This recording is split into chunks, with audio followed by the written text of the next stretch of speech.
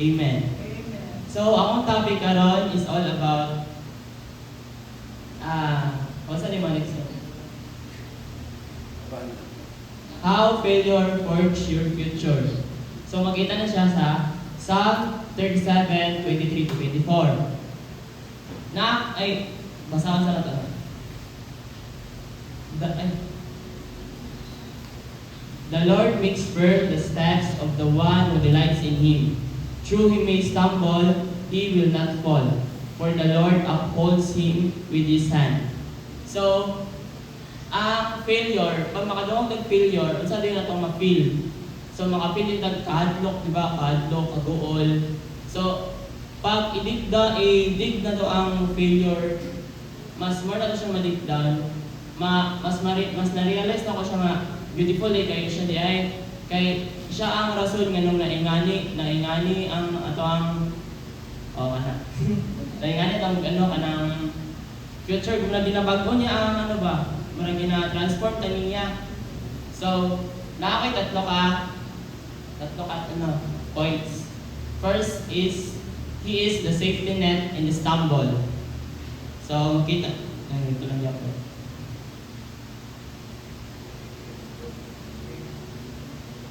In Psalm 37:24, the reason you will not fall, is it because you are strong enough, kundi kay si Jesus ang nag-save si mo.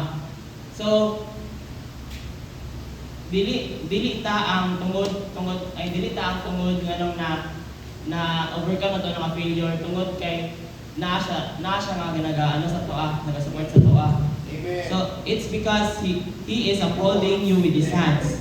Facing failure with Jesus means you are falling in the deepest down, kanang ma-fall down yun ka, kanang mawala ka sa imong life, kundi ma-fall ka sa iyang grace. So, in short, with God, ang failure, maging positibo na siya. He catches the weight of your mistakes so they don't crush you. Tip 2. He is the same time. He redefines your identity. The world identifies you by your latest mistakes, but Jesus identifies you by your relationship to Him. For example, si Peter. So si Peter, di ba, gidinay si Jesus. Pero ang pagtawag, wala siya gitawag ni Jesus nga the denier. Kundi gitawag siya nga, ay di pangutana lang siya nga So diyan ngayon, do you love me? And then said, feed my sheep. With Jesus, failure is an event, never an identity. He separates what you did from who you are. So, point 3, He will change you. He replaces imong self-reliance with divine dependence. So, ang pagsalig sa imong sarili, mawala na siya with God. So, kailangan ang failure, pag-face sa failure, dili ka magsalig sa imong sarili. Kung naka Jesus ang saligan. So, failure is often the ego crusher. Gi-allow na ni Lord tungod kay para ang focus na to magadto sa iya dili sa world. So Jesus uses failure to show us our limits para ma-humble ta ba. Tapos not to mock us but to invite us to lean in His unlimitless power. So, ang result mag-stop na to ang inaingon na to nga, I can do this, to He can do this. And, bago na to mabala ng tanan, kailangan na to mabalaan kung unsa ang failure. Failure, it talks a lot about your character. It speaks a lot about your motivation. So, ang failure di ay mao na ang maging identity kung unsa ta mag-response maging nga ang character. It speaks a lot about our motivation. Kung paunsan to siya i-handle or paunsan to siya dalaon sa itong pang adlaw-adlaw. So, for example, sa kuha, kanang na akong ginagihan ko kay kanang lisod kaayo ana sa akong pag-handle kay ano lang ako ginapasagdanan ako kus ginahatan lang ako kay Lord ingana akong character ingana akong motivation ingana lang. It can also be your biggest testimony that you can share when you made it. So ang failure kailangan na ito na ma-understand nga with Jesus, He can do this.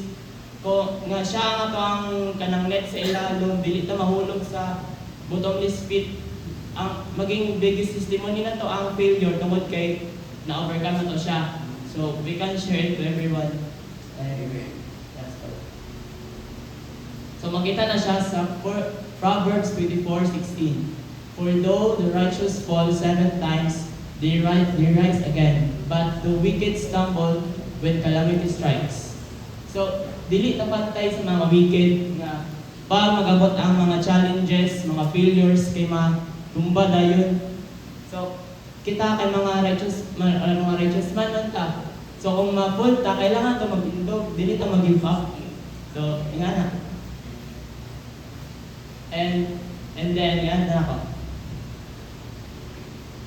So, para ang tanan, everyone goes through tough times, di ba? So, kailangan nyo na ito ma-understand ulit na ang tough times, it can be an opportunity, it can be mga answered prayers, kanang tough times sa gipangayo nimo. Ay, dili siya gipangayo, di ba? Nangayo kag opportunities, nangayo kag courage, nangayo kag strength. Ang gihatag sa mo ni Lord kay tough times, dili ka ng dayon, ka ng upside dayon. Gihatag ka ng tough times tungod para sa imong growth, sa imong tagaan ka, para sa imong more opportunities. Para sa ako karon ginakulbaan ko, gana ko. Ko tough times para sa ko Pero through this, ma-overcome na ko ako ang ay good ako. Ma-overcome na ko ako ang kanang stage fright. So, thank you Lord. So, failure is scary, yes. But failure is also really beautiful. So, pag isya na naman guys, junior ride pa ko, dagan magbagsak, wala ka balo sila mama. So, pero nabawi man ako pagka third quarter. Tungod kay tong pagbagsak na ko, wala na kayo wala na kayo future, na kayo failure na ko sa akong kanang kinabuhi jud. Pero pag abot na ko sa mga third quarter, fourth quarter, kay na-realize ako nga kato di ay kung pag-failure na ko, kay nag-study og tarong tungod dito kay naging ang ko nga tao, gibago na ko ang mentality nga dili na maingat ko, kailangan mag-study para sa exams, para sa kaya kanang gamay lang gud nga sa ako gamay lang na problema pag napadako na ko ingana. So kato maging opportunity nito sa ko para mabag-o ko kanang failure. So in short, there is beauty in failure with God. Pero without God, wala. Ato lang.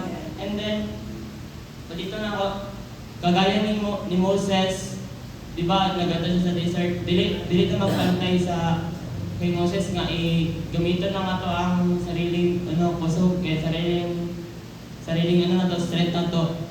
Kundi dyan na to siya, dalaw dyan to si Jesus, kanasa. So, dili po na to kaya, nawali.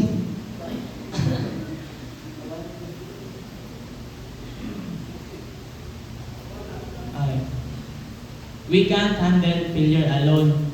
So, kailangan dyan na to kauban kay no man is an island. No man is an island na kaya. Dili ta mabuhay kita lang isa. So, kailangan na to ng mga tao sa gilid, sa palibot na to, ato ang friends, ato ang family, ato ang mentor, a pastor, or ultimately with God. So, si Jesus, even si Jesus, hindi niya kaya siya isa.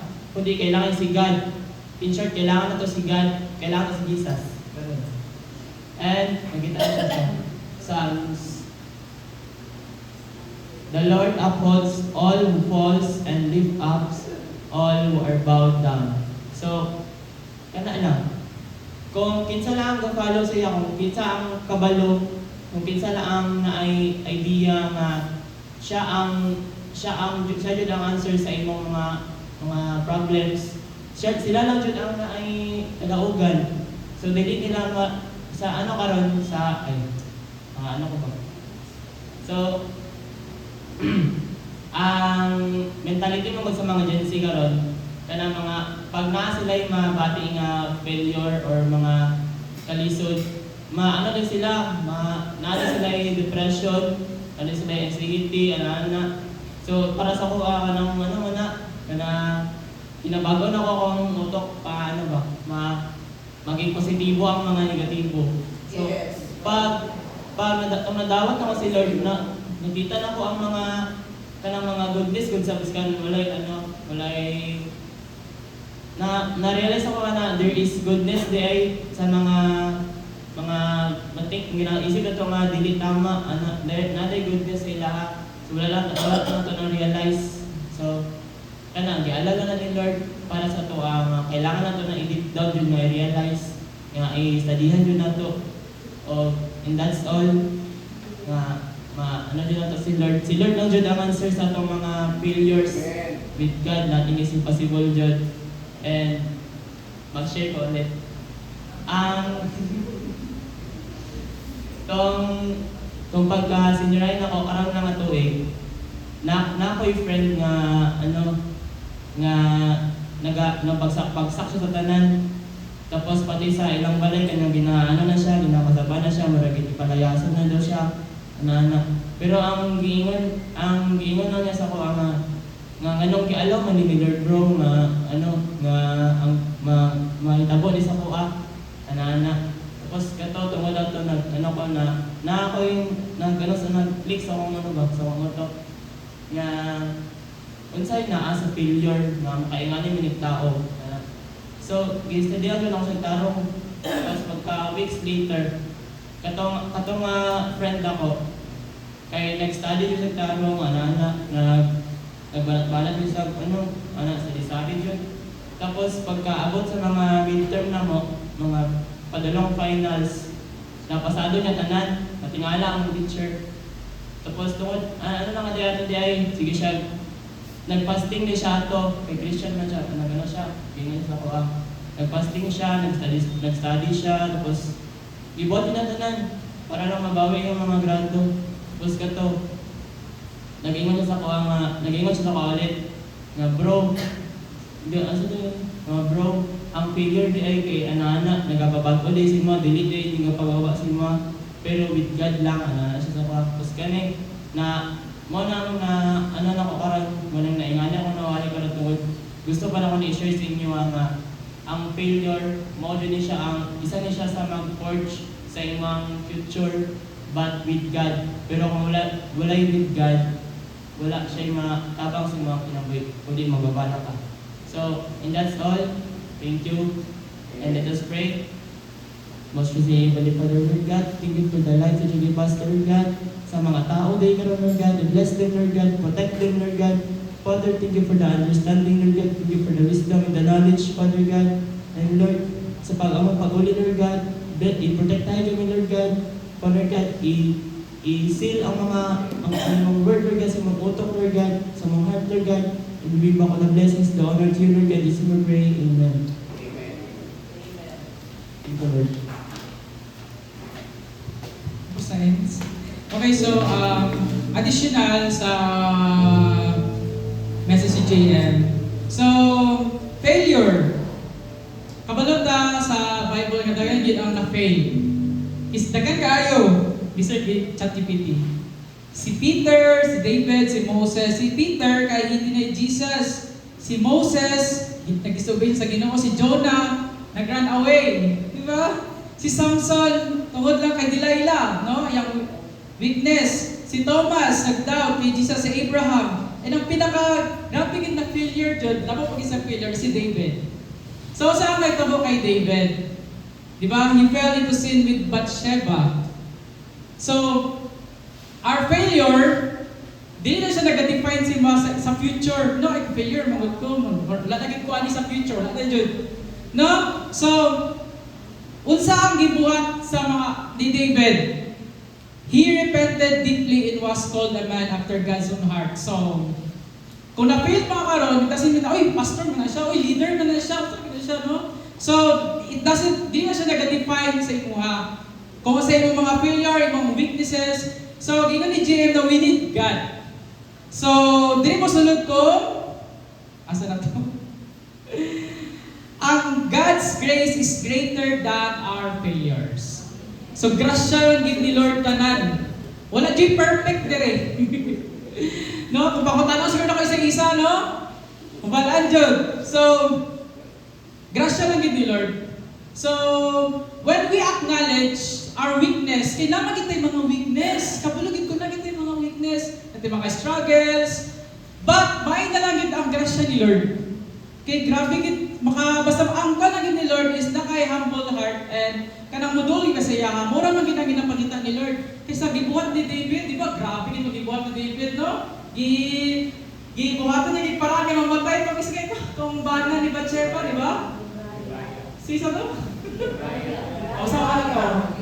Dagay ni siya gibuhat, wala dapat ano gini siya. But tapos gina siya katong sa Bible kasi isa to prophet si Nathan, di ba? Nagamit siya sa bingay. Sinusuko pa si David, no? Eh dito niya nabala niya yung sala. So, siyempre ang consequences was nagbuhat kag sin, naagin ang consequences. No, nakita pa sila kay Lord. And ang consequences nga namatay nito yung anak. Di ba namatay pa si Regina, no? Namatay di ba kung anak nila? So, grabe ito ang ni David ang pagsisi, no? But then again, tungkol lagi sa grasya ni Lord is mo lagi na, grasya lang ni Lord na. Ayan, so I know na grabe simple lagi ng word karon but it reminds us na we know without God, without ang grace ni Lord, abot na lang wala kita diligaran. So karon, asa ta sa tithes and offering or okay, so karon, pwede i-post at i-share ko itong i-set out. So, karon is our prayer time. So, magiging siya ang pinaka-importante nga part sa service. At prayer time, so, ano nagyapon? Mangita by pair sa personal prayer. Then, mag-ascend ko niya. Buhat ko na lang kung ascend nag-ibuhat ko lang corporate prayer dito. So, before na so let's pray for the nation and community. So, kabalo na magita sa pangita mo karon, dagan na kay mga fake news. Dagan na tinawag ka news, dapat fake news. No, so we need to pray jud ang nations. No, ang Israel dagan na pamagat karon. Nagap na war, me, the war ba gyapon? War. Nagkalma na sila. So, importante din nga, we need to pray the other nations and ang Pilipinas, no, and the outreach and evangelism, so we need to pray for that. The church leadership, spiritual growth, the JPFMI families and JPFMI youth provision and church needs and pray for healing. So I will assign, mag-assign na lang kami kung kinsa mag-pray, pastor kasi mag-mic ta. So, ano ba share? Sige. So, saan man by pair sa or mag-share sa ka? Sige, by pair na sa ta. Sige, naman lang ni. Para ko niya dito. Okay, praise the Lord. Good. Mayong gabi sa tanan. Dagan-dagan